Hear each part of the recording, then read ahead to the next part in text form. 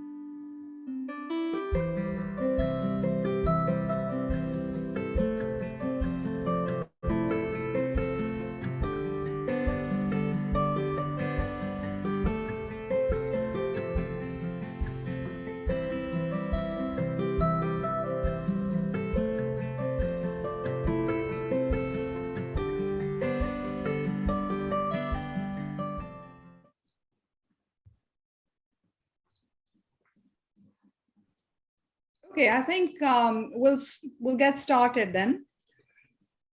NP, do you have a sense of how many people have joined already?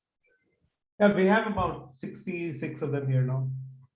Okay, so welcome again to everyone. We were playing a little montage, a photo montage of our in-person launch in Bangalore that happened in October. And I would like all of you to thank all of you for taking the time to join us this evening.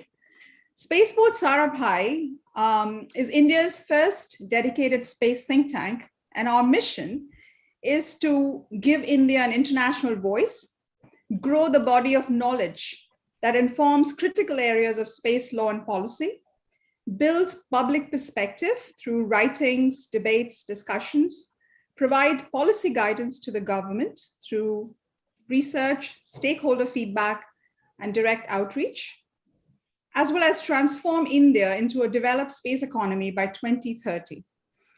This evening, we shall begin our launch with opening statements from two of our founding members and two distinguished professionals from the international milieu of space law and policy. I'd like to invite Dr. Ranjana Kaul, Secretary General of Spaceport SARABHAI and member of the board of the International Institute of Space Law, to deliver her opening address. Thank you, Shushmita, and welcome to all of you, to each one of you. We are absolutely privileged that you have taken the time to log in this evening or morning, depending on where you are, and to be with here for what we like to call the S2 moment, the Spaceport SARABHAI moment. Now, as Sushmita has said, that the five of us, we are five of us who are the members of the founding team, and each one of us in our own way over the years has advocated the expansion and the unlocking of the potential of India's space sector in being able to, in full measure, contribute to India's space program in tandem together with the national space program, so that India, since it is a space power and the only one that has not yet allowed private sector space participation, to truly realize that potential that is so deserving of our country. In any event, because of historical reasons, this has not come about as yet. But the announcement by Prime Minister in June last year, in 2020, has raised some expectations around the fact that private sector participation in all aspects of space activities, in those exact words, in order to leverage India's advanced space capabilities. Now, that is music to a lot of ears, but as you can imagine, there is skepticism, because as yet we have not seen a document that is telling us that there's a policy framework being set out on how it will all unfold for us. Be that as it may, as it happens, each one of us comes with a unique perspective of what the vision must be for India's private sector space. And we all realize that there is one seriously missing big link that is missing, a large gap, and that is a dedicated forum. A dedicated forum which is capable of independent thinking, dedicated only for space. Now, the narrative in India these days is all about 5G communications. It's about international companies who are looking to tap into the unserved and underserved areas of India, which are huge and humongous opportunities. Already, India is the second largest market for telecommunications. And there are Indian companies with global footprints, all of whom are looking now to deliver this magic called 5G. And it is in that context that space is being mentioned, but it's not being mentioned as a dedicated vertical of private sector participation in outer space activities.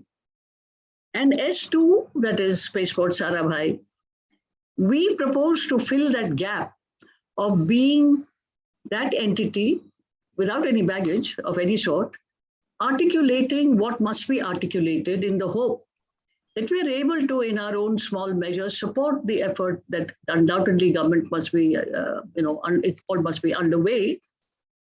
And so what we have is really a convergence of 5 perspectives of that vision. And it is based, as Sushmita was just telling you, technology and development and applications, the criticality of empirical data, which must support any policy prescription, the requirement for a design, a careful design for a statutory framework that appropriately harmonizes international space treaties and the obligations of the state, particularly in respect to private sector, and how the outer space treaties must be then captured in a national space activities law, so that provides a proper basis for a robust set of regulations of different kinds. Now, whether it is for launching or establishing a satellite system, all these various verticals that will come under this. There's also a very important element that we would like to promote, which is the government's support system for space startup.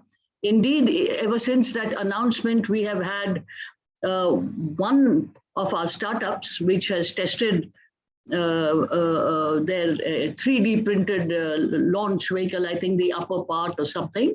I'm not a tech person, so I don't know the right phrases. And you have just met Awais, who is looking to launch a satellite early next year. So the first generation space startup have already reached that point where they want to do test flights.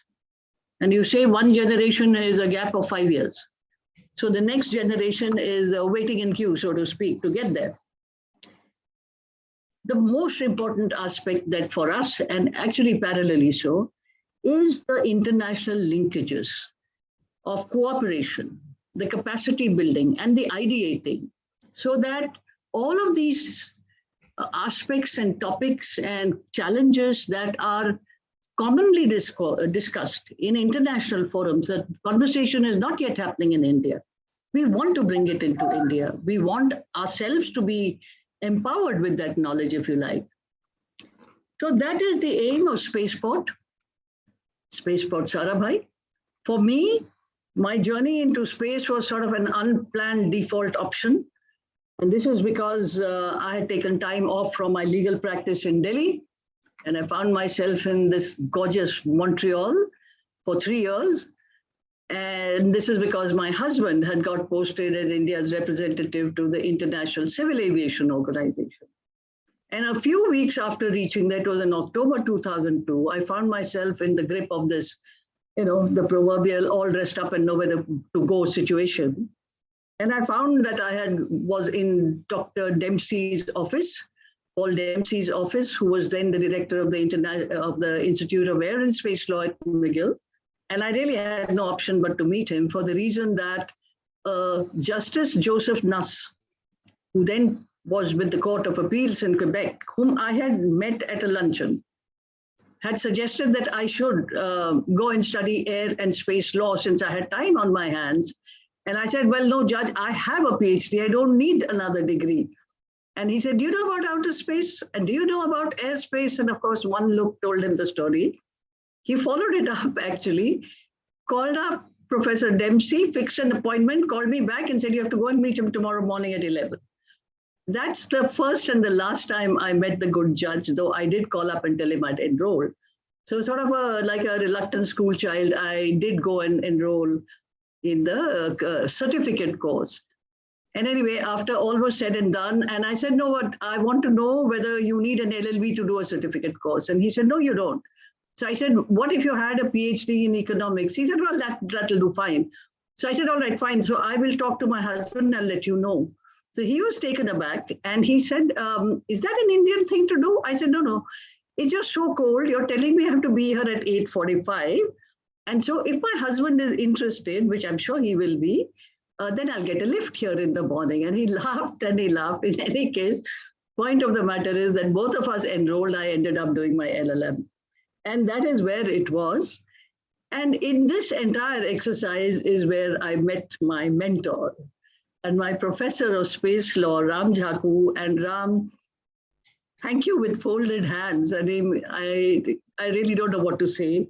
and also for your enormous patience, because I keep bombarding you with a half a dozen questions, every unexpectedly imposed on you. And that is where it was.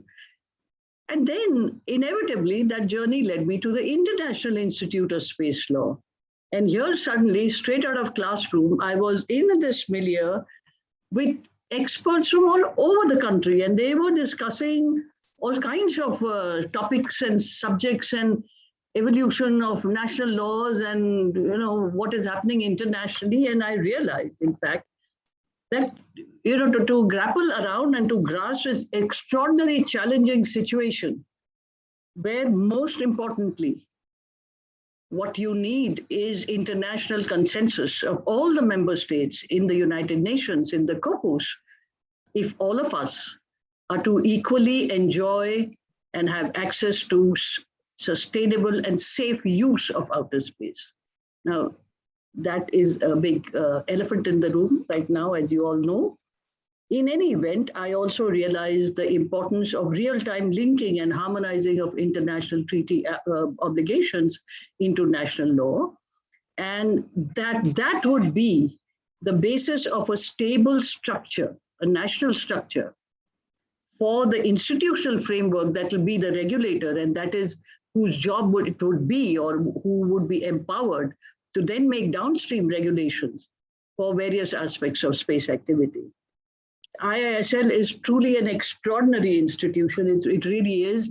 And for all of you, many of you have been to the annual colloquia on regulatory matters, but because also that it happens at the time of the annual IACs, you get the opportunity to go and listen to lectures or to presentations on new technologies. It has young professionals. It has long-standing, internationally recognized experts and practitioners. IISL's capacity building, its engagement with academia, especially students around the world. The Manfred Lackmuth is an amazing institution. I have been a member of IISL for long years, and I have been a member of that committee as well. It is amazing. I think every part of the world is represented, and India sends an enormous number of students, the universities. And this is despite the fact that there is no university that offers a full-time LLM in international air and space law, air law and space law. There is a university that offers telecommunications, an LLM in telecommunications, but not quite the same thing. So we have Dr. Schrogel here. Kaiwi, thank you so much for taking the time and for being here with us to share this S2 moment. I welcome you on behalf of all of us. So going forward, Spaceport SARABHAI has an ambitious plan. An important component, as I said, is to engagement and cooperation at the international level with the forum, with our colleagues, many of whom are here today. Many have not been able to be available today. But with that, let me wish you again all the very best. And thank you so much for being here, and have a wonderful holiday season that is just around the corner. Thank you very much. Thank you. Thank you, Ranjana. Thank you very much. I would now like to invite Dr. Shreya Santra, a young roboticist and assistant professor at the Space Robotics Laboratory in Tohoku in Japan. Shreya is the director for technology and outreach at Spaceport SARABHAI. Over to you, Shreya. Thank you, Shishmita. Thank you, everyone. It's such a joy to have you all for the launch of Spaceport SARABHAI, which is India's first dedicated space think tank. And Spaceport SARABHAI is a launch pad for ideas for a shared future. And this resonates with my ideals that space should have access to all. In the next few decades, we are looking forward to a future where we will have some human presence on the moon and demonstrate in situ resource utilization, and also maybe visit Mars for the first time. And therefore, to enable sustainable space exploration and also efficient allocation of space resources, it is very important to reshape the existing space policies and infrastructures. And the goal should be to advance science and technology in a very cooperative manner so that everyone has a fair share. As Shushmita mentioned, I'm a space roboticist, and my goal for space is to make it more safe for all kinds of exploration, whether it's human or technological or like spacecraft exploration. So as we infuse advanced technology and artificial intelligence into space exploration, the policies should be more adapted to harness as well as to regulate the disruptive technologies that are coming up, and also to accommodate that humans and robotics can work together in a safe environment. And I believe that the launch of Spaceport SARABHAI is very timely because as a think tank, it can play a very vital role in crafting the space law and policy and leading to a responsible and constructive use of space assets, both on Earth as well as outer space. And as well as it will help to promote the robust new space economy that is currently booming in India and elsewhere as well. And the huge potential of space sector has to be acknowledged as well as integrated with the other sectors, just like Dr. Sarabhai has had envisioned.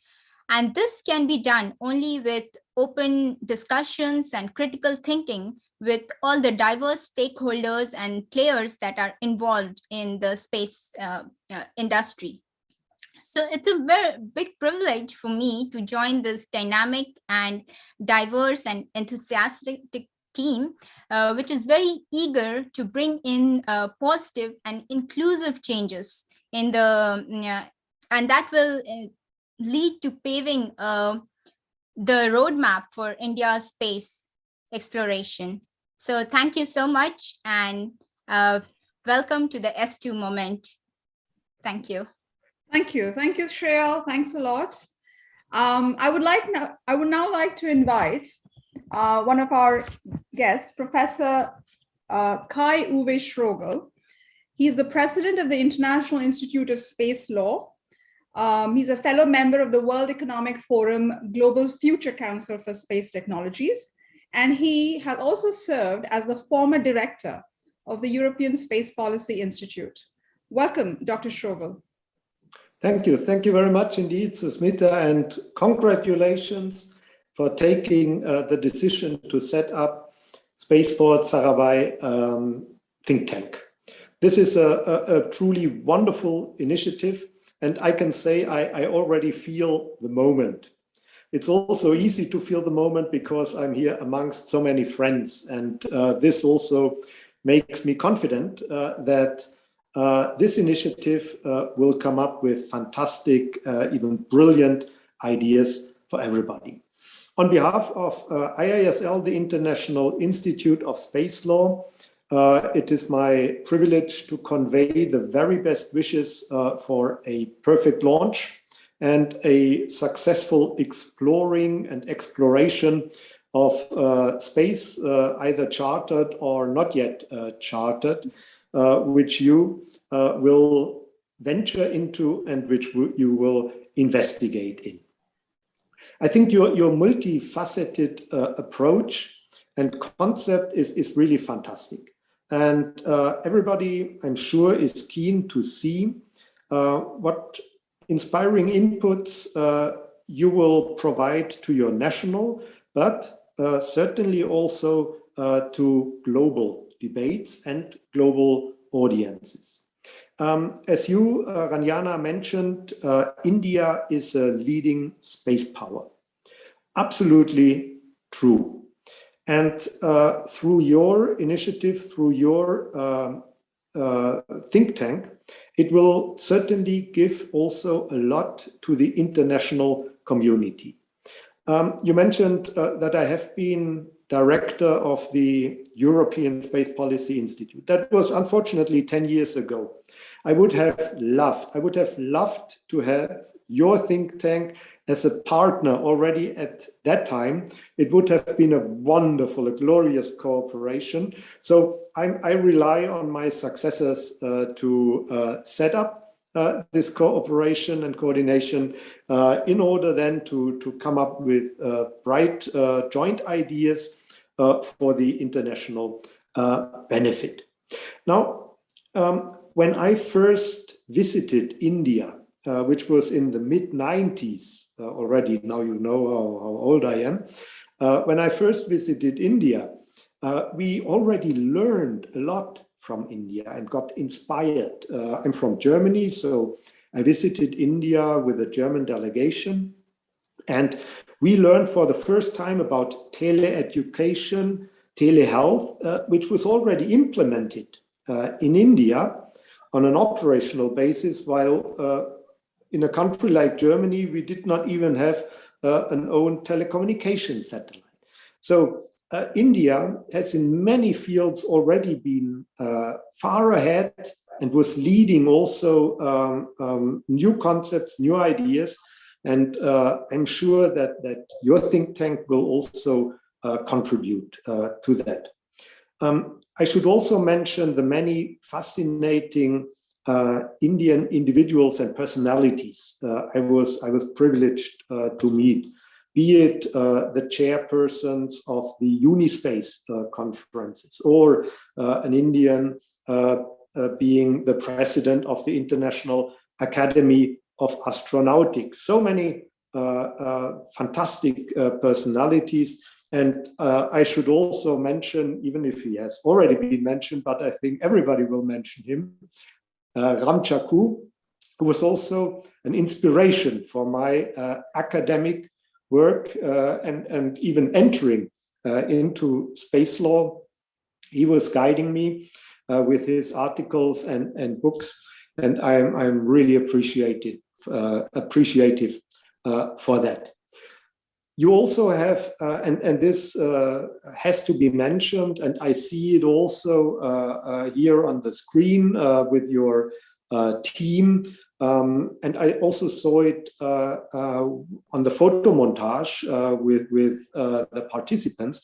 You have a fantastic and enthusiastic youth. And it was mentioned, the International Institute of Space Law's Manfred Lux Space Law Moot Court.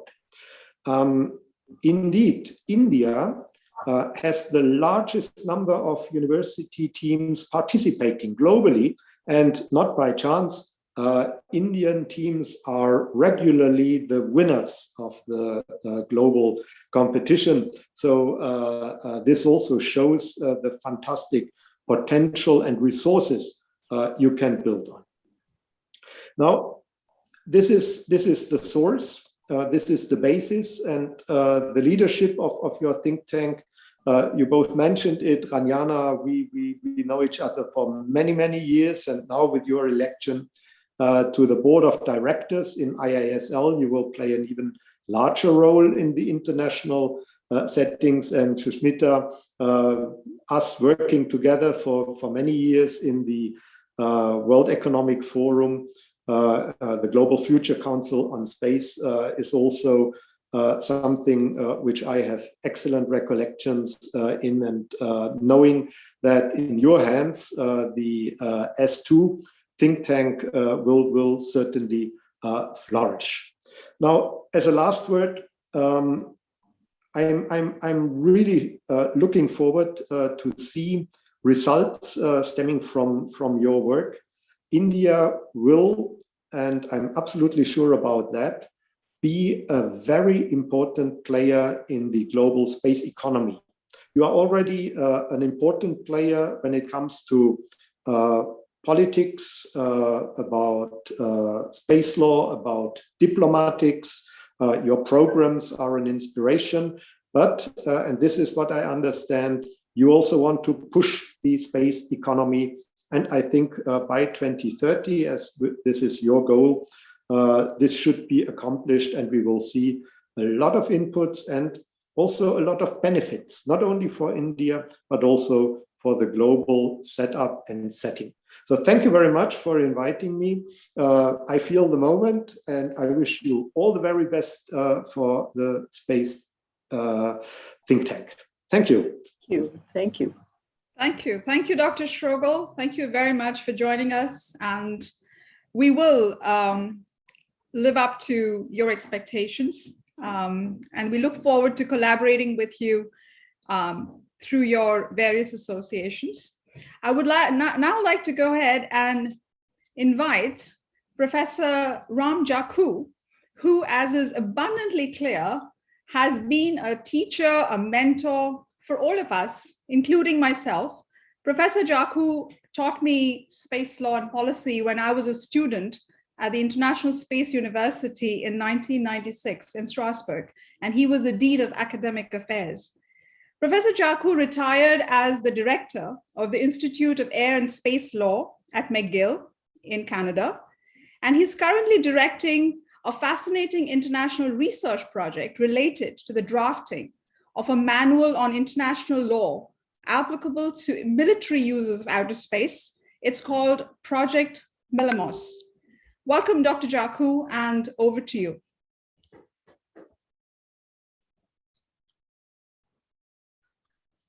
Thank you very much, Susmita. I don't know, where should I start? I think I should start with expressing my sheer delight, pleasure to be invited to this very special moment. I dare to say in space program in India. And I mean it. It is a special moment. I think the future leaders will look at that. That tells me how to say the really importance of the initiative taken by these 5 founding professionals of this project. Formally, let me say, Dr. Ranjana Kaul, Dr. Narayanan Prasad, Dr. Susmita Mohanty, Dr. K.V. Strobel, ladies and gentlemen, namaskar, greetings from Montreal. I feel privileged to be invited to the launch of Spaceport SARABHAI, which is the first independent think tank of its kind in India. I'm excited to learn that 2 of the 5 founding professionals, which we mentioned, Susmita and Ranjana, are my former students, one from International Space University in France and the other from McGill University, which Ranjana alluded to that. I'm pleased to learn that this think tank has been created at a critical time, which I was mentioning earlier, a critical time when space activities in India are emerging, what I will call the 3rd phase. 3rd phase is, which Ranjana has already mentioned, which I see is emerging privatization of space activities. I'm thrilled to learn that this think tank has been named after Vikram Sarabhai, the father of India's space program. I find the mission of Spaceport SARABHAI to be very impressive, important, timely, and more importantly, necessary for influencing India's space program to move forward to new heights.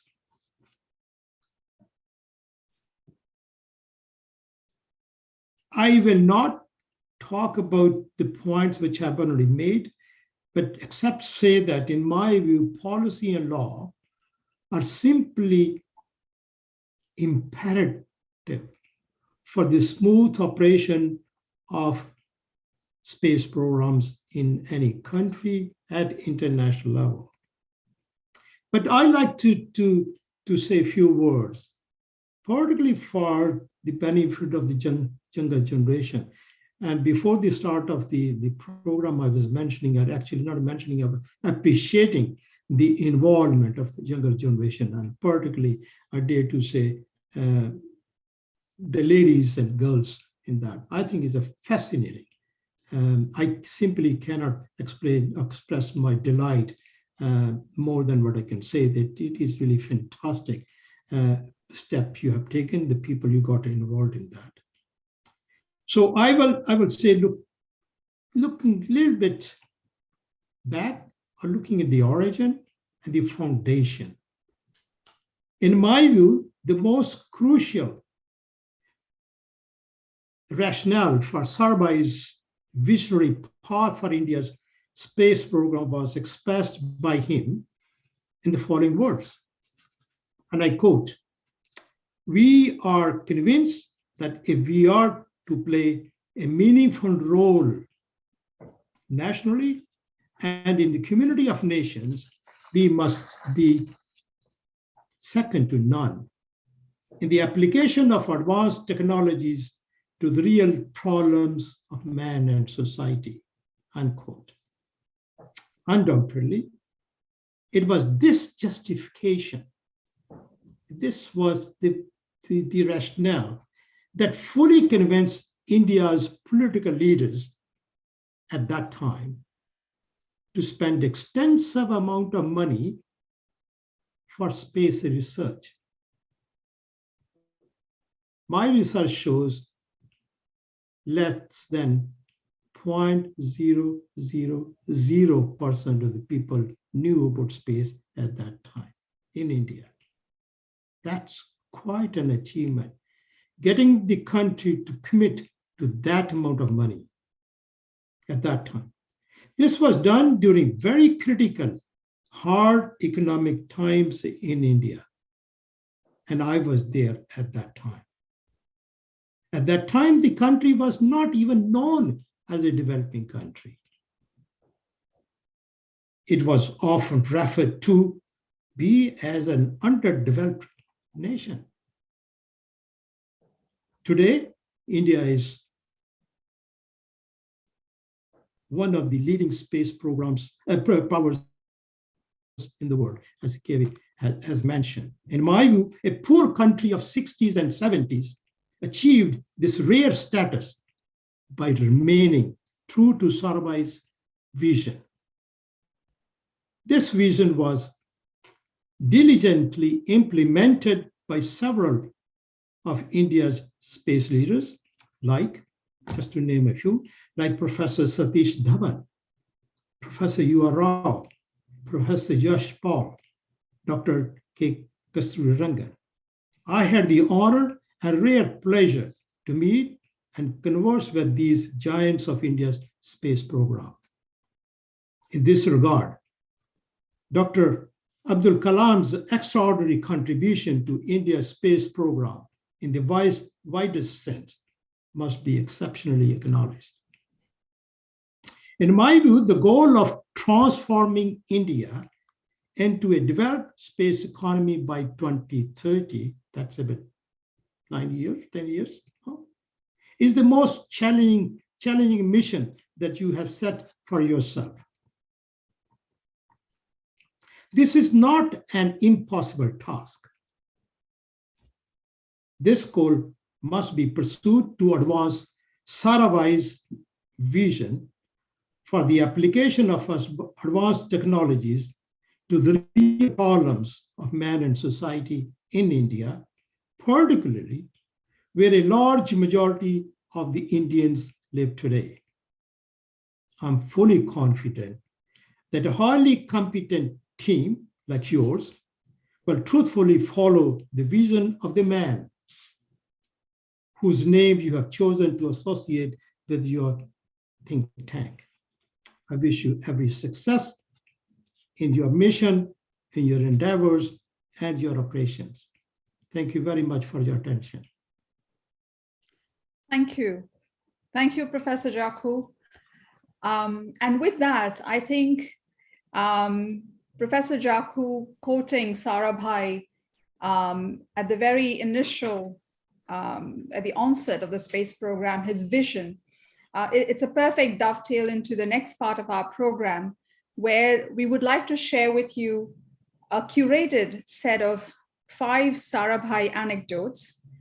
And the anecdote narrators are, 2 of them are retired ISRO scientists, Dr. Pramod Kale, who retired as the director of the Vikram Sarabhai Space Center in the south of India, which undertakes rocket development for India.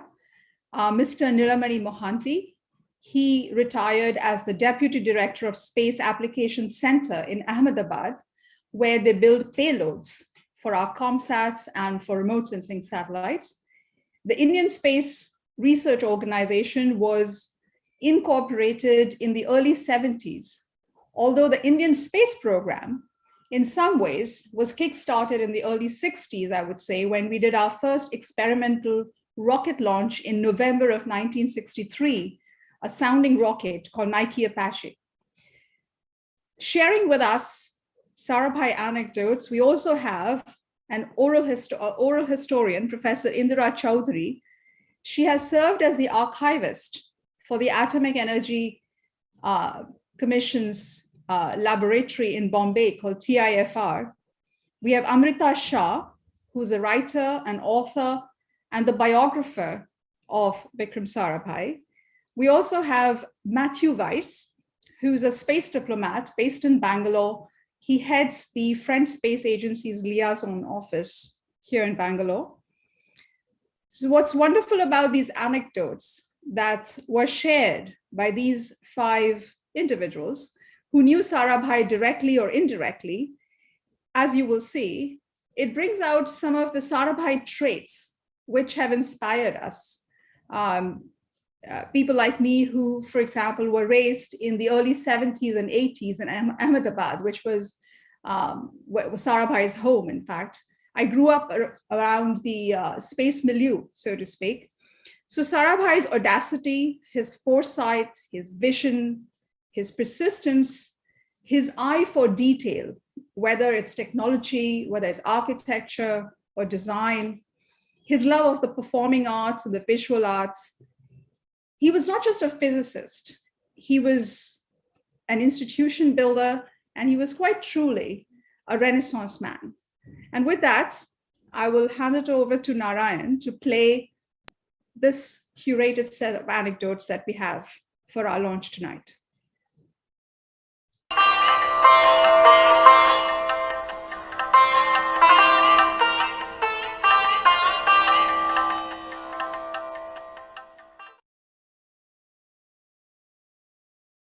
Friends, let me introduce myself.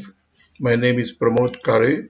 I started my work as early in the 1960 and retired in 1994 as Director Vikram Sarabhai Space Center. Before that, I was earlier Project Manager for the Satellite Instructional Television Experiment, Project Director for the INSAT-1 Space Segment Project, and Director Space Applications Center of ISRO. Sometime around March of 1968, while I was working in Tumba Equatorial Rocket Launching Station, I received a message that I had to proceed with looking at the sites for launching our satellites.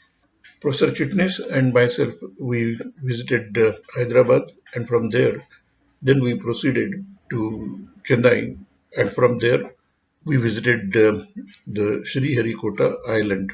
The island itself was not that easily accessible, and we had to cross certain portion of the Pulicat Lake in the jeep, and finally the Buckingham Canal had to be crossed using a boat. After visiting that particular site, I stayed overnight there and did a much larger amount of survey throughout the forest and throughout that particular area.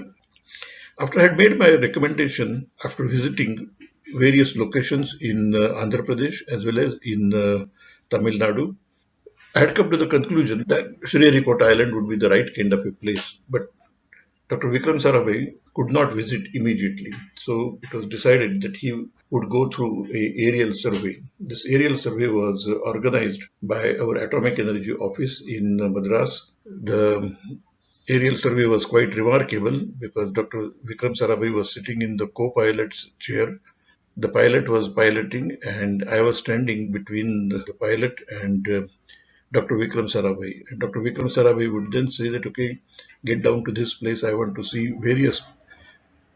Now, during this time, there were quite a few other people sitting in the plane, and I think most of the people really got sick due to all these type of flying. But Dr. Vikram Sarabhai was very, very clear as to he wanted to see all the sites wherever I had visited, and the way he was asking me the questions, it was very clear that he had read the entire report, what I had submitted, even the minutest details regarding the environment, regarding the trees, regarding the forest areas, and how we should be looking at this particular location in the future. Dr. Sarabhai was very much concerned regarding the environment, and right from the very beginning, it was very clear for us that we had to take extra care of all the trees around us and the environment around us. We had to realign some of the drawings which we had made in terms of how the roads should be, because there were some old trees in between. And our civil engineering division and everybody really followed all the instructions given by Dr. Bhava as well as Dr. Vikram Sarabhai. I am Nidamani Mahanti. I retired as Deputy Director of Space Application Center ISRO in 2001. I am a microwave specialist.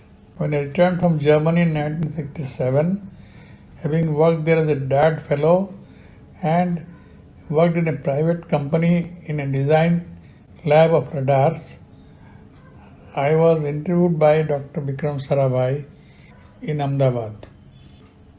He laid a roadmap for future space activities of India, and he expected me to play an important role in that roadmap. As an engineer, as a design engineer, as a trainer, to train engineers on satellite communications field, and also to manage projects of national importance. During the interview, Dr. Sarabhai also asked me about a famous Odissi dancer of that time, Priyamada Mahanti. I was impressed by his interest in performing arts, although he was a scientist. Dr. Sarabhai was also keen in selecting good architects and gardeners. He was a kind-hearted person and very friendly even with gardeners. He had a keen eye to select different furnitures and curtains for the offices.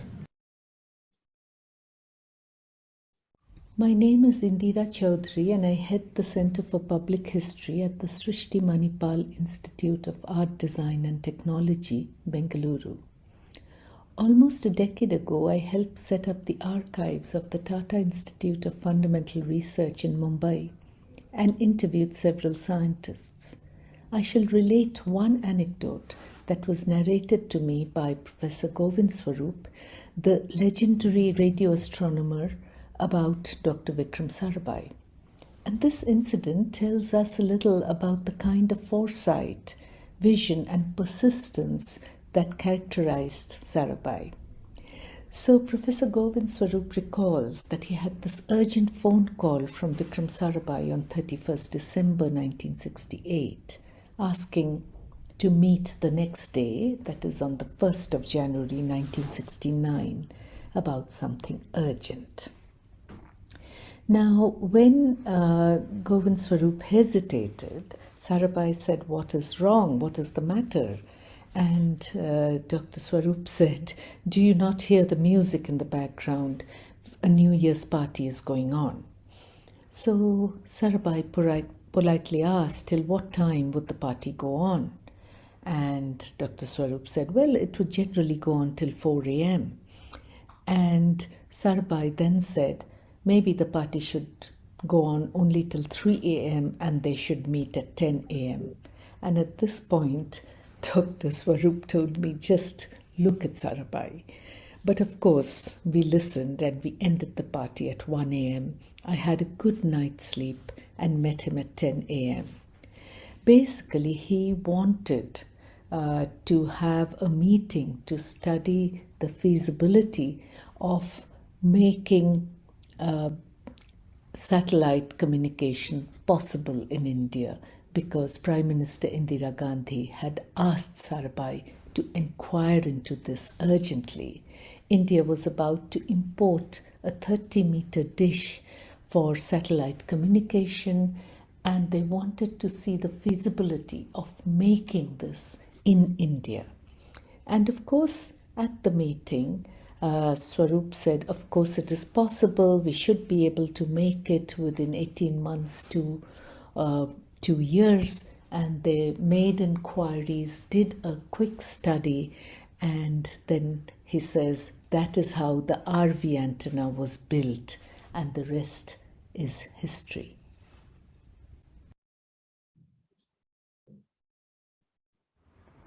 My name is Amrita Shah. I am the author of Vikram Sarabhai Alive, a biography of Vikram Sarabhai published by Penguin in 2007.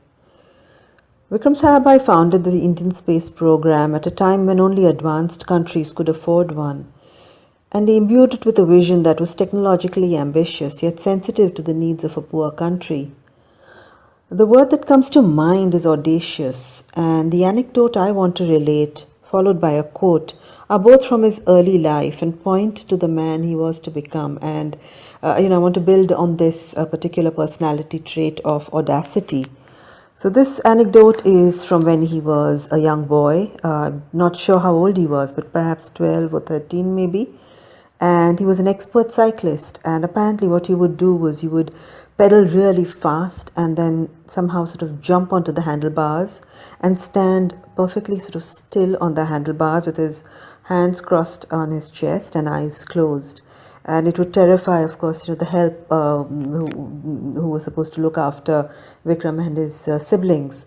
And I think of this because, and many years later, this quote, and I feel there's a sort of connection between the two that describe this this personality trait of audacity and knowing exactly, kind of being so sure-footed in a sense, and yet taking a risk, but doing it with some sort of certainty and clear-headedness. So this is what he told friend and fellow scientist M.G.K. Menon. He said, when you grow up, you don't have to walk step by step like a toddler. You can leap, run, you can take shortcuts across the fields. That means you have to start processes, not like a gambler, but like a prophet, infallibly accurate as to what the consequences will be.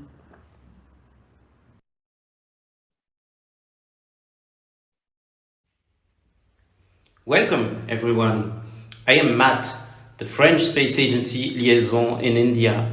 My connection to Vikram Sarabhai is through Jacques Blamont, one of the fathers of CNES. Vikram and Jacques met at the COSPAR General Assembly in May 1962, and they immediately clicked. They both believed in the same vision of using space for development, when at the time it was only a race for power. Jacques always felt very close to Vikram, and Jacques was directly involved in Indo-French space cooperation until last year, when he passed away. He visited me in Bangalore every year and gave lectures and met many of the young people in India. India's development through space was very dear to his heart. He often told me this one story. Vikram and Jacques had spent the day working together in Delhi when Vikram, unprompted, told Jacques he wanted to make him see something. So they took Vikram's ambassador car and drove for some 2 hours outside of Delhi. Vikram was at the wheel, and Jacques always remembered there were far more cows on the road than cars. It was 1967 in spring. They eventually arrived in a farmer village. The whole village, some 200 people, was waiting for them. Women, men, children, all in the center of the village, in front of a TV receiver mounted on a rough scaffold. When Vikram and Jacques arrived, a special education program was broadcasted from Delhi. It was a test for the future education by satellite. After the broadcast, Vikram socialized with all the spectators, translating to Jacques, very eager to collect all of their reactions. Then, Jacques and Vikram spent the rest of the night discussing all technical aspects of the experiment. It was break of day when they decided to drive back. And Jacques still remembered the ambiance in the car. He said it was enthusiasm and joy and laughter. Two friends realizing their dreams. Just the indispensable human side of what the space challenge was and still is all about. This is why I recognize Dr. Sarabhai's values in Spaceport SARABHAI's objectives.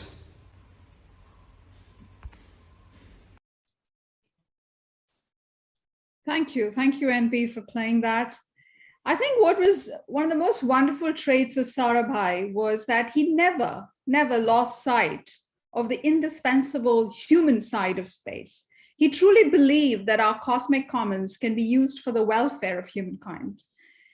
And I think this was also something that Dr. Schrogel had pointed out early on.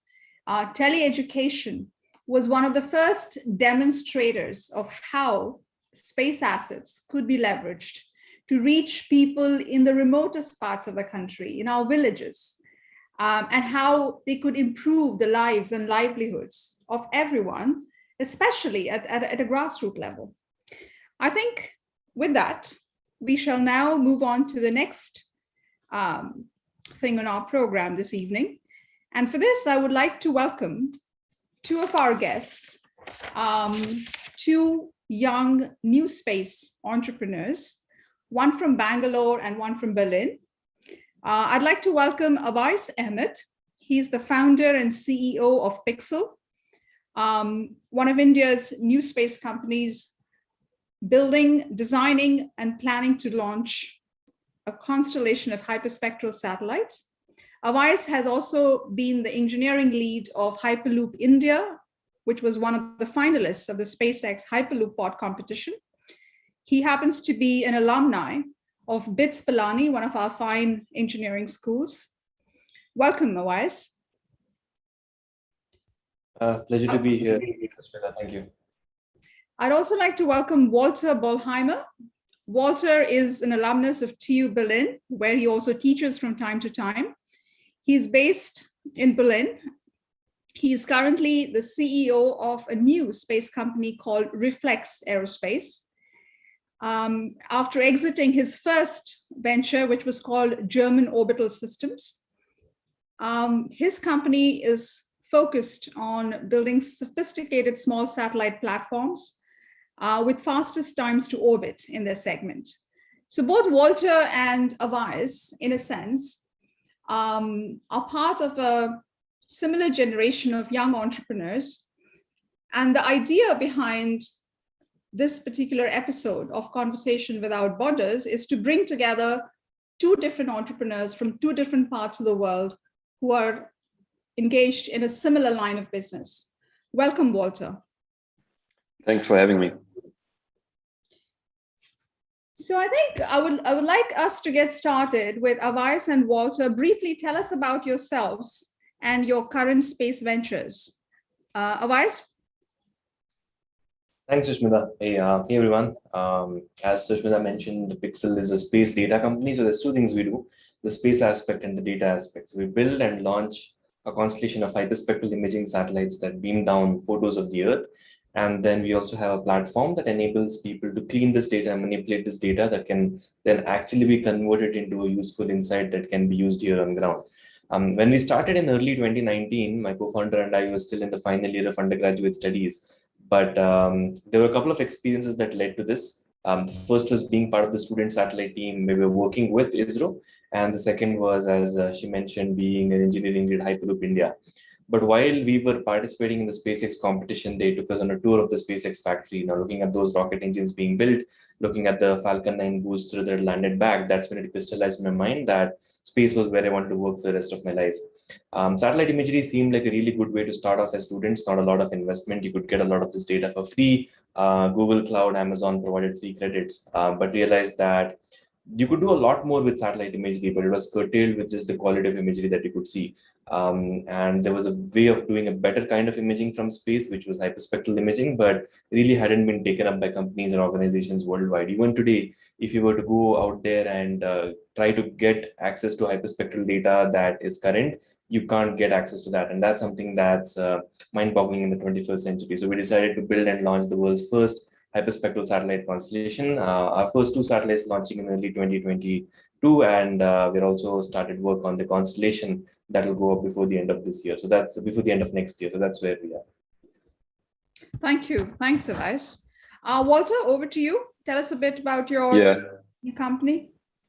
Yeah, like I'm in the industry for more than a decade now, so not that young already. But before launching this company, I led German Orbital Systems, as you mentioned, and this was a CubeSat company focusing on very small satellites. We have built and launched 11 satellites in total. In parallel, I was CTO at ExoLaunch, which is a launch service broker, and participated in dozens, like at least a dozen launch campaigns from all over the world, from everywhere, but not from India, to be completely open to you. And since the beginning of this year, I'm starting up a new company called Reflex Aerospace, and we are focusing on a new segment of satellites, at least for startups, sophisticated platforms of 250 to 500 kg. And what we do is what I call mature space. Like we try to combine the good sides from new space and classic space, something new, because the extremes are not the right ways to go. The truth is somewhere in between. So this is what Reflex does. Thank you, Walter. So I think at this juncture, since we are in a think tank launch and we're talking about space law and policy, it would be nice for us to follow up and think a little bit about the problem of space debris, which is being made worse by the mega constellations that are coming up, and also the ASAT tests, the anti-satellite tests. So as young entrepreneurs and technologists, what are your views on the kind of laws and regulations that we need to bring in as a collective to safeguard the near-Earth space environment for future generations? Walter, Avais, either of you can go first. Yeah, I will start if that's okay. So first of all, I guess we need to shift the paradigm a little bit. So we need to see the orbit as part of our environment. This is something I miss in the discussion. I think space debris should have the same significance in the public perception as, for example, the overfishing of the oceans and the global warming. It should be discussed on the highest level and in the same framework as these environmental effects are being discussed. We have seen a huge conference a couple of weeks ago, and I think that space debris should be part of these conferences in future as well. Then, second thing is we should understand that we do not own the orbit. We as companies do not own it. We just use it. And this means that a good way to go would be to establish some kind of international rental system for certain orbits. So as long as the satellite is in orbit and not deorbited yet, even if it's not working anymore, the owner needs to pay a fee for using this particular orbit to some international body. And these fees are then used in case we have space debris to finance space debris removal missions. This would be a way I would support. Then, of course, the code of conduct of space debris mitigation needs to become a fixed international legislation. And of course, seeing the development of the new space and the classic space industry, We need to reduce it 25 years to 5 years or even less. And the last thing, of course, deorbiting devices must become mandatory. And the reliability of the deorbiting system of the satellite must be 99 or more %. So whatever this deorbiting system is in the end, active or passive, this remains to be decided by the satellite manufacturer. Wonderful. See, this is exactly the kind of input I think we want to bring together while crafting policy. I mean, if you look at the regulations that we have, the international regulations that we have for now for deorbiting dead satellites and so on, falls way short of what is actually ethical and what is actually necessary. Avais, do you want to weigh in on this topic? Yeah, so I think apart from educating everyone that's working in space to make sure that this problem and its impact is actually understood would be one, of course. But we are seeing a lot of these active debris removal organizations coming up like Astroscale and others. And that's something that needs to be supported worldwide. A part of the budget that the space agencies get has to be earmarked for the debris that's already up there that is orbiting the Earth. And that's because it helps the organizations, the agencies themselves, but the world as a whole as we try and send more and more satellites up there. So firstly, to be able to actively finance debris that's already up there. Now, second, how do we stop the problem of adding more debris that's out there? As you mentioned, each country has certain basic requirements that you need for you to be able to register as a space object, that your object needs to deorbit within 25 years and so on and so forth, but those are still very lax. As Walter was mentioning, it needs to become a lot more serious in that whether it's electrodynamic tethers, whether it's propulsion, there needs to be some sort of capability to actively deorbit at the end of the lifetime so that the satellites and other spacecraft can burn up as they enter the atmosphere. So I think apart three things: education, of course, where everyone comes across and everyone has the idea of the impact itself, financing active debris removal for something that's already up there, and thirdly, for anything new that's going up, having stringent conditions that you need to deorbit within a certain time frame and within certain quality conditions as well. Yeah, fantastic. I think there's quite a bit of convergence in what you're saying. And I also like what Walter mentioned about a kind of a rental fee. So every extra day that your dead satellite is in orbit, I mean, companies could be potentially paying a fee to an international organization. Let's go on to another question. So both of you, in your respective capacities, have had a chance to interact with the space ecosystem in the United States, particularly California. So given where the new space economy is in India, Avais, what are your views on what India can do in order to help entrepreneurs such as yourself not just navigate through the red tape of applying for licenses and queuing up for launches? So what are the kind of best practices you would recommend that India embrace? And Walter will come to you with the same question right after Avais. Avais? Yeah, I think looking at, so we were in the Techstars Startup Space Accelerator. We worked with Jet Propulsion Lab, NASA. We worked with the US Air Force, Lockheed Martin. And there were certain things that were very clear. And this was even before the reforms were announced in India. The first and foremost thing is that even though it's a little bit of a bureaucratic process, the regulatory and licensing regime is fairly transparent and straightforward. On websites, you can clearly download documents that say these are the steps that an organization has to go through to license its object and send a spacecraft up into space, as well as the timelines that the government agencies are to get back with, as well as the costs that it will actually take to do that. Now, that kind of transparency just helps organizations plan out their activities as well. If this is the amount that's going to cost a particular license, this is the amount of time that it will take, organizations can start planning in advance, and that's something we haven't yet seen here. So being able to put it out on one website where anyone can come in and see how to do this, how long it will take, and how much it will cost would be first.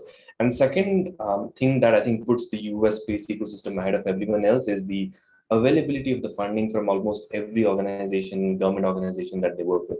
Now, whether that's NASA, whether that's NOAA, whether that's the defense agencies, every one of them have certain parts of it earmarked under the small business innovation research grants. And that could mean anywhere between $500,000 to $2 million in the first 2 years of existence for a startup. Now that's a make or break situation for a startup, right? You're having $2 million equity fee funding for a US startup versus no one else is getting that in India. So in some capacity, earmarking the budget that's there to fund the early stages of prototype development, because that's the only way innovation will happen.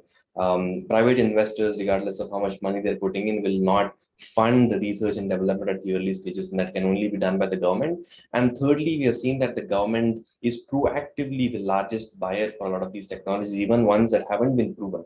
And that really means that even if there's 10 contracts that go out and even only 2 of them work, it's just helping the ecosystem grow as a whole. So yeah, making sure that the policy is transparent and put out there, making sure that there's some level of grant funding available to these startups that are coming up, and the government being a big evangelizer and buyer of the technologies that are being built would be critical for us to emulate here if we are to catch up and leapfrog. Yeah, thanks. So I think that's.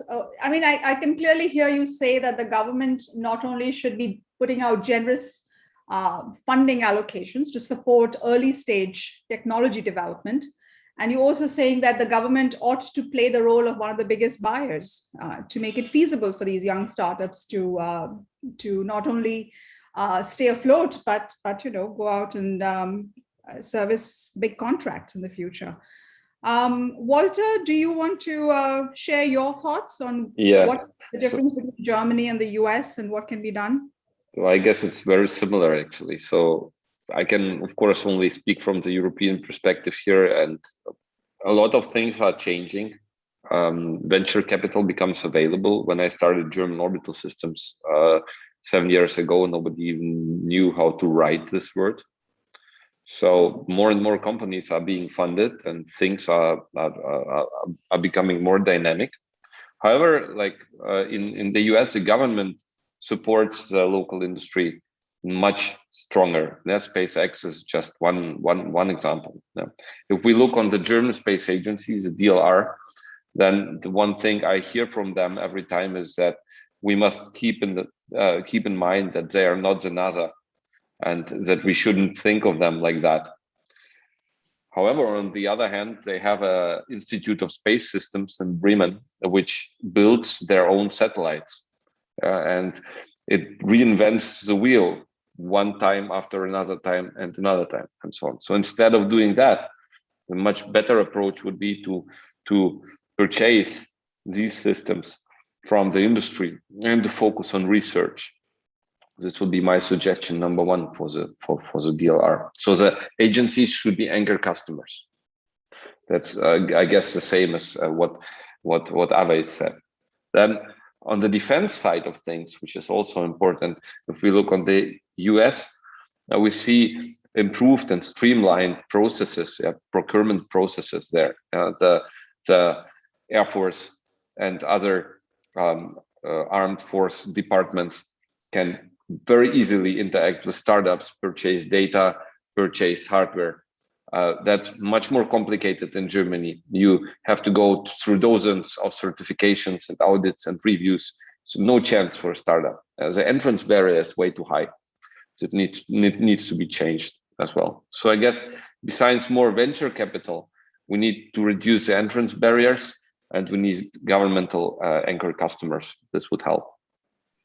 Yeah, I think what both of you have said also resonates well with this wonderful book written by the Italian-American economist Mariana Mazzucato. The name of the book is The Entrepreneurial State. And she's done some in-depth research into the way Silicon Valley entrepreneurs such as Elon Musk and the rest of them have benefited tremendously from government funding, whether it's Google or Apple.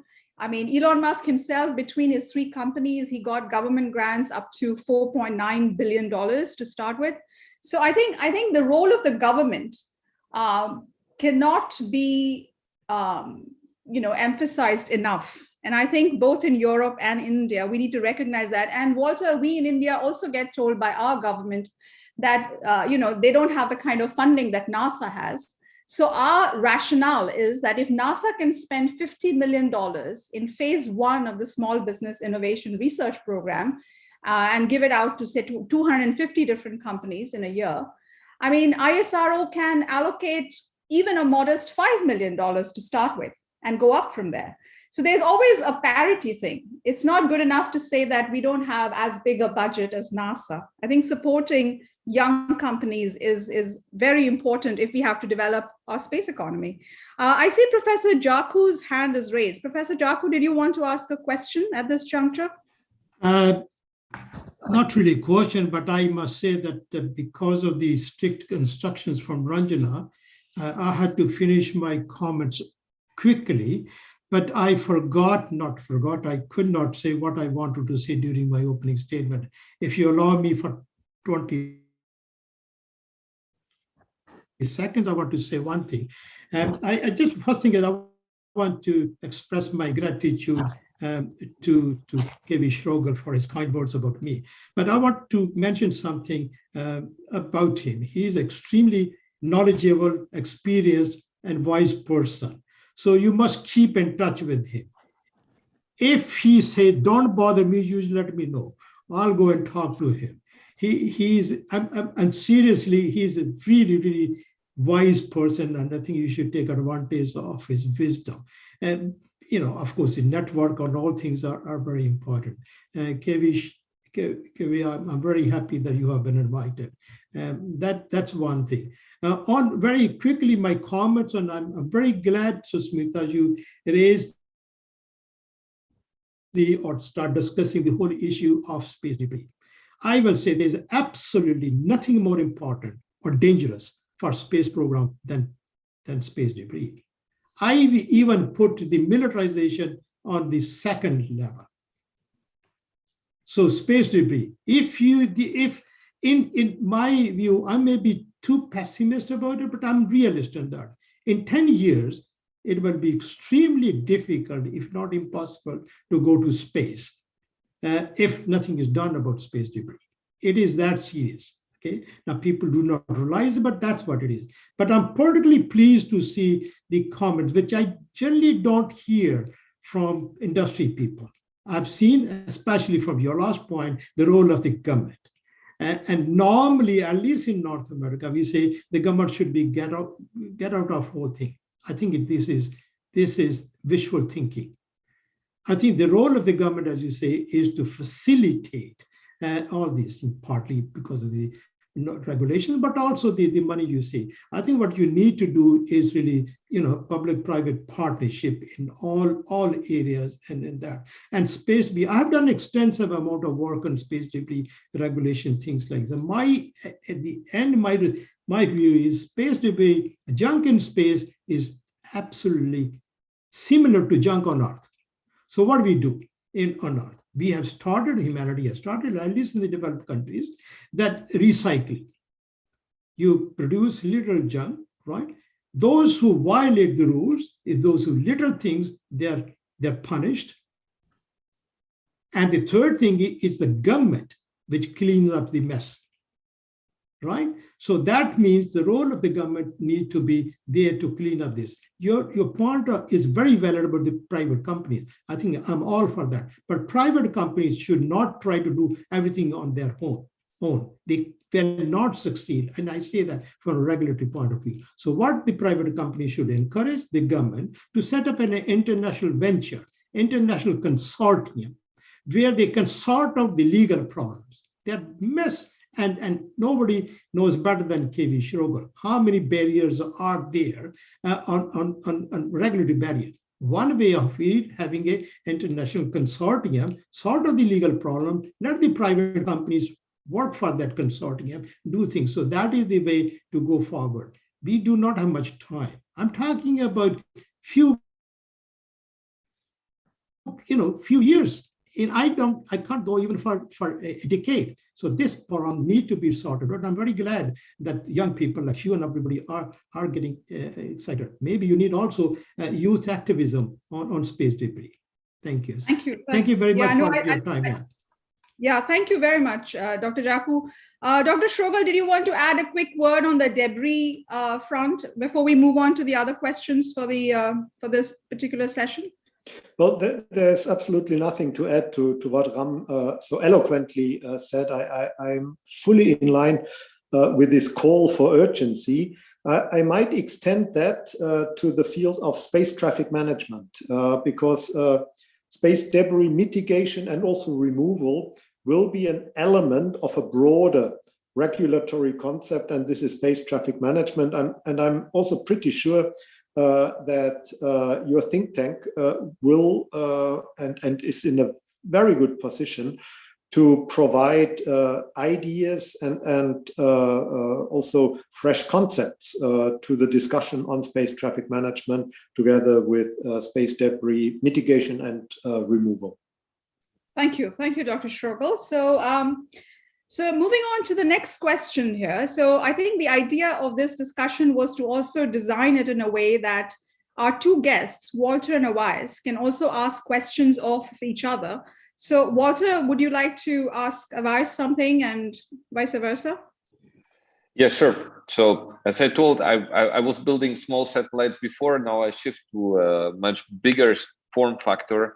This is why this is because I believe that all these regulations which will come will cause a lot of overhead, and they will make this like small satellites much more expensive in total, which from my perspective might kill the format. Actually, it's a very small satellite as such.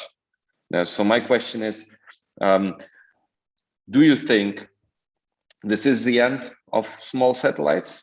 And how do you prepare your company for that?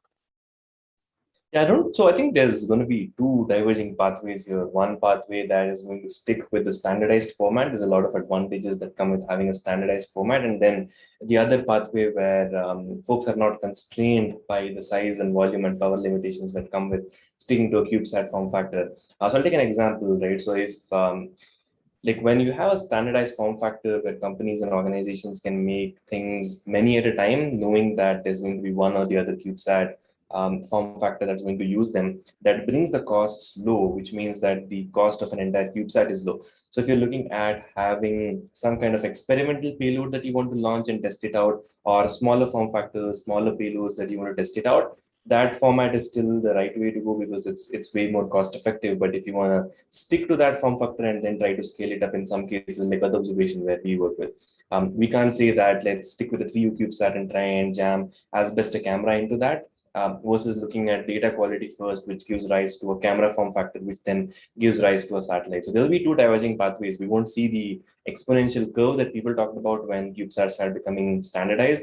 We're going to see satellites that are catered to actual payloads rather than the other way around. But the CubeSat format will still be important for experimentation and for just opening up this to a lot of universities and folks that want to test out and send hardware up to space. So I think two diverging pathways.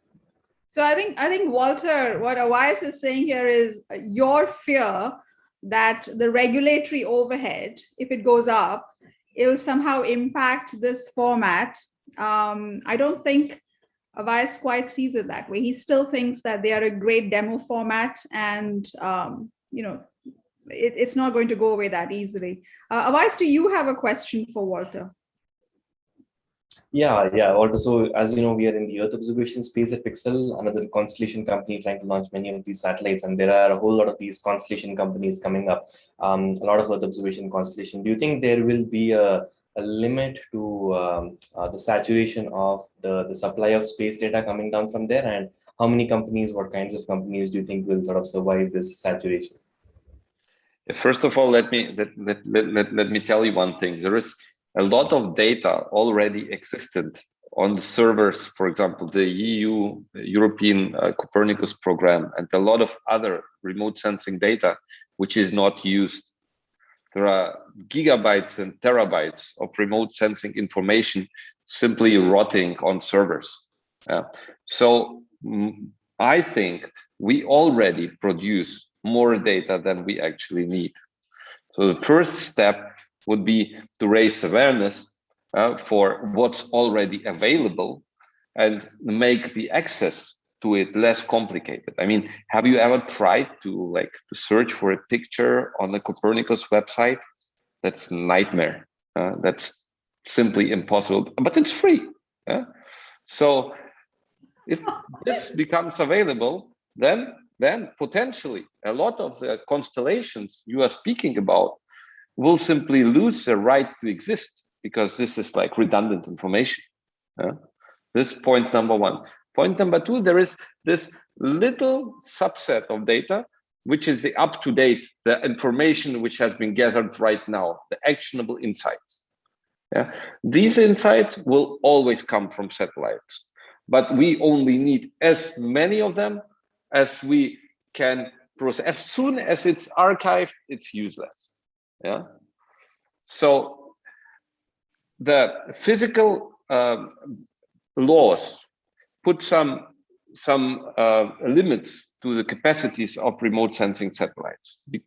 Just speaking of diffraction limitation, for example, and so on.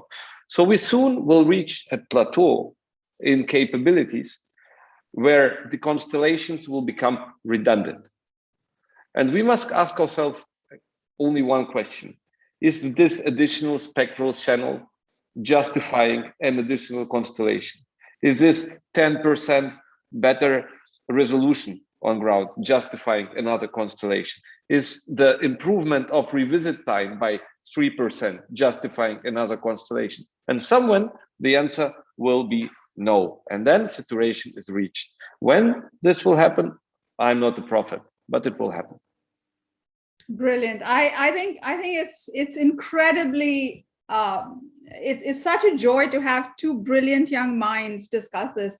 And I hope we have people from the German Space Agency, ISRO, the European Space Agency listening in, because I think unless we bring young minds to the debate, to the discussion, none of our policy or even law for that kind of legislation we are planning will make any sense in the near future. I think we all need to be engaging more and more young people like Walter and Avais in this ongoing discussion around small satellites, debris mitigation, situational awareness, and whatnot. I know we are running out of time, so I'm going to skip one question. So I'll go straight to my rapid fire round. And both Avais and Walter, I know them personally, and the beauty of these young entrepreneurs is they're not just focused on technology. They're also like Sarabhai in some way. They are interested in literature, in films, so on the right, sort of the engaging their right brain. So quick questions. I think Avais, you go first. 4 questions, 3 seconds for each. Who's your space hero, contemporary or historical? Nikolai Kardashev. Okay, your favorite science fiction film? I think that would be close between Children of Men and Interstellar. Okay. Favorite science fiction author / book? Favorite book would be The Dark Forest by Cixin Liu, but my favorite author would be Andy Weir. Oh, okay. Your favorite destination in space where you would want to travel to someday? I think that would be the micro quasar SS433. It's a black hole that's devouring a star. So the kind of data that we can collect and reach the limits of physics would be cool to see. Great. Walter, your turn. Who's your space hero? Gender neutral here. It's Strelka, the first dog returning from space for successfully combining a career with family and kids. Fantastic. Your favorite science fiction film? It's Interstellar. Oh, we have a common movie here. Your favorite science fiction author or book? It's Hard to Be a God by the Strugatsky brothers. Okay. And your favorite destination in space? It's Lagrange point 4. You see, I mean, it's incredible how specific these guys are. Thank you very much for the two of you taking the time to join us. We'll take maybe one question from the audience. NP, can you help me out with a question that's in our chat box and which you think is worth asking? And there's a few questions. I would say maybe one of them to ask is how would we work with ISPA or in space? I think it may be worth answering. Susmita, by you, perhaps. I didn't get the question clearly, NP. Can you re-articulate what you said? Yeah, Arup was asking, how would we work with either ISPA or InSpace, for example? So I think, Arup, thanks for the question. So the audience that's listening in, the question has a reference to, we have a new Indian Space Association that was launched by some of the bigger players in the space industry in India recently. And one is ISPA and the other one is SIA, right? Satellite Industry Association, the Indian chapter, correct? Okay. Yeah, and the Indian Space Association. Okay, I think Arup, so the way we would like to interface with these industry associations, see, their primary objective here is to interface with the government and try and bring in reforms that will benefit those particular industries. From what I understand is ISPA is particularly focused on space manufacturing, so manufacturing of satellites and those kind of things. And the Satellite Industry Association also is focused primarily on SatFab, Sat Launch, and the services. We, on the other hand, are a broad spectrum organization where we will be looking at not only satellites, but also looking at how India can engage. So they are in some ways an inward-looking organization. They'll be interfacing at a national level, which we also hope to. But we will also be playing a critical role in interfacing with the international side of things, whether it's debris regulations, space situational awareness, and so on. Having said that, we already have a conversation going with one of these organizations that you mentioned. I will not name one of the two organizations, but I'll definitely give you a hint that they have approached Spaceport SARABHAI to see if we can undertake research, collect primary data, and help size the Indian space economy. We still don't have a reliable sizing of our Indian space economy yet. So that's probably one of our first collaborative projects with one of these two organizations. I think with that, we will now move towards wrapping up our launch this evening. I would like to invite Meera. Meera is in Boston. She's a final year student at Tufts, and she's one of our young fellows. Meera, over to you for launching the Twitter handle this evening. Of course, thank you.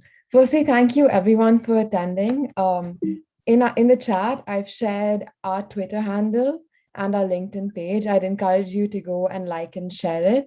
And we also have our first tweet up to launch our Twitter. We would really appreciate if you could like and retweet that. Thank you. Thank you, Meera. So our Twitter handle, just so all of you know, is space in lowercase letters _ Sarabhai in uppercase. We would want you to not only follow us, but also retweet as we go along things that are relevant to your organizations or your interests. And I think with that, I would like to address some questions that we've had ever since we announced the launch of Spaceport SARABHAI.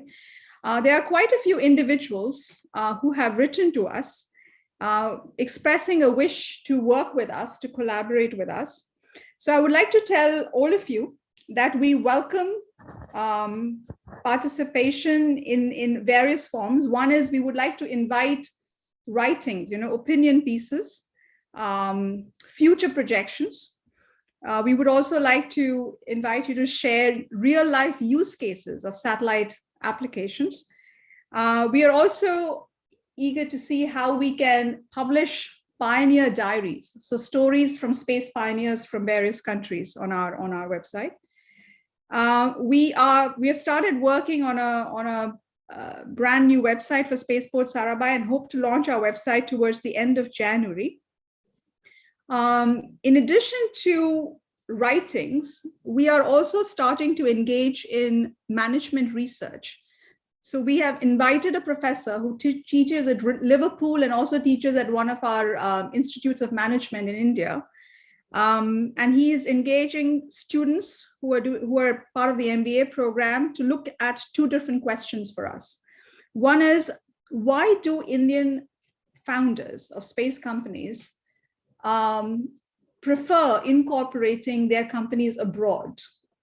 And the second question that we are trying to look into is what style of procurement of satellite-based services can maximize the impact on our internal economies, at a state level, at a national level? And are there best practices from developed space economies that India can possibly adopt or adapt to our situations? So those are the two studies that we have already started even before we had our worldwide launch. We're also talking to one of the Indian conglomerates that has been supplying system level hardware to ISRO about the possibility of sponsoring a documentary to document some of the cutting edge technologies that are being developed by new space companies in India. We are also in discussions with Professor Indira Chaudhary, the oral historian who shared a Sarabhai anecdote a little while ago, about a history project where we want to look at the evolution of the Indian space program through oral narratives. So I think with that, I would like to once again thank all of you for joining us. And please do reach out to us with ideas in which, how you would want to collaborate with us. Our email ID is contact@spaceportsarabhai.org. I think with that, I will wrap up. I wish everyone a happy holiday season, and I look forward to collaborating with friends and partners from around the world. On behalf of the Spaceport SARABHAI team, which includes Meera in Boston, NP in Berlin, Ranjana in Delhi, Ashok in Bangalore, and Shreya in Tohoku, I wish you all a good night, goodbye, good night, or good day, wherever you are. And let's stay in touch. Thank you, everyone.